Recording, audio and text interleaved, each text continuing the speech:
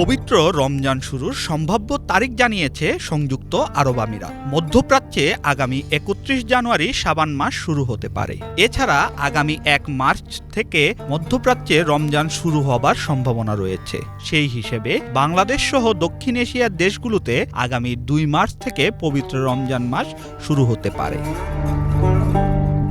UAE astronomy centre জানিয়েছে, হিসাব নিকাশ অনুযায়ী ৩১ জানুয়ারি শাবানের প্রথম দিন হবে। তাদের মতে ২৯ জানুয়ারি হিজরি সনের রজব মাসের ২৯তম দিন।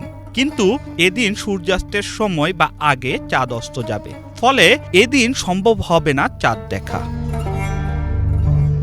রাসূল সাল্লাল্লাহু আলাইহি ওয়াসাল্লাম শাবান মাসের ২৯ তারিখ সন্ধ্যায় রমজানের চাঁদের অনুসন্ধান করতেন। এমনকি সাহাবীদের চাঁদ দেখতেও বলতেন। রমজানে নতুন চাঁদ দেখলে প্রিয় নবী সাল্লাল্লাহু আলাইহি ওয়াসাল্লাম কল্যাণ ও বরকতের দোয়া করতেন। শাবান মাস শেষে আমাদের সামনে চলে আসবে রমজান মাস।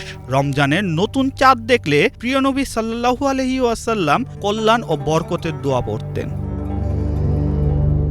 একজন মুমিনের জন্য পবিত্র রমজান মাসের প্রস্তুতি খুবই গুরুত্বপূর্ণ। প্রিয় নবী হযরত মুহাম্মদ সাল্লাল্লাহু আলাইহি ওয়াসাল্লাম রমজানের আগের ২ মাস জুড়ে তথা রজব ও শাবানে বেশি বেশি নফল ইবাদত ও রোজা রাখার অভ্যাস করতেন। রজবের শুরু থেকে রাসূল সাল্লাল্লাহু আলাইহি ওয়াসাল্লাম একে একে সব ব্যস্ততা কমিয়ে এনে ইবাদত বন্দিগিতে মশগুল হতেন এবং প্রিয় মাস রমজানের জন্য প্রহর গুনতেন।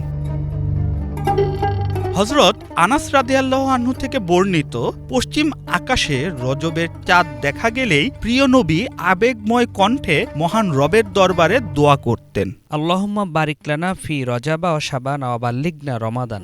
অর্থ, হে আল্লাহ, আমাদের জন্য রজব ও শাবান মাসকে বরকতময় করে দিন আর আমাদের হায়াত রমজান মাস পর্যন্ত পৌঁছে দিন। সুনানে নাসাই ও মুসনাদে আহমদ। শাহরিয়ার আমান সানি, বাংলা ভিশন।